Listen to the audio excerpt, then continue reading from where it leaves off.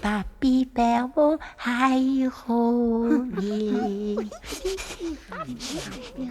Oh Jemine, siehst du meine Hüte? Oh, da höre ich andere Leute. Der Papybär ist noch im Wald, tut Honig und Beere bringen.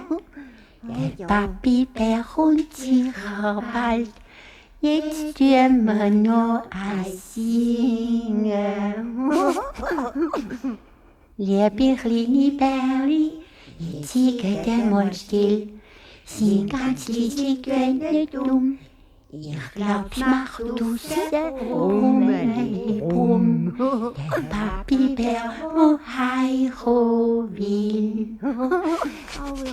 Oh Jemine, siehst du meine Hüte? Oh, da höre ich andere Leute. Der Papybär ist noch im Wald, tut Honig und Beere bringen. Der Papybär kommt sicher bald. Jetzt tun wir noch ein Singen. Die kleinen Bären haben den Hass gern gehabt und sich immer gefreut, wenn er zu ihnen kam. Wo sie grösser geworden sind, haben sie andere Waldtiere kennengelernt. Und am schönen Abend, wo der Bärenvater heimkam, hat das jüngste Bärli die Olga gefragt: «Du, Papi, warum haben wir eigentlich keine Mami wie die anderen Tiere im Wald?»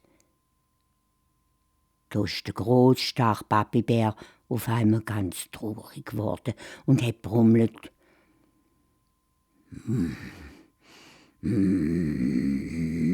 «Weisst, wo wir noch ganz klein sind, ist Mami einmal in den Wald gegangen, zum frische Bärli für euch suchen.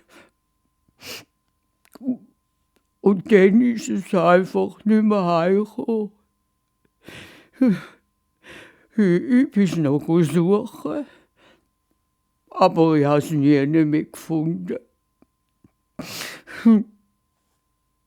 Ich weiss nicht, wo es geblieben ist. Tun jetzt schlafen.» Von da an haben Bärli immer wieder gefragt: «Wann kommt die Mami wieder einmal heim? Kommt sie echt wieder?» Der Papybär hat seinen dicken Kopf geschüttelt. «Ich glaube es nicht. Es ist schon zu lang her, dass es fort ist. Kommt, meine kleinen Bärli, jetzt tun wir schlafen.» Bärli haben sich ins Zottelfell vom Papybär gekuschelt und sind gleich eingeschlafen.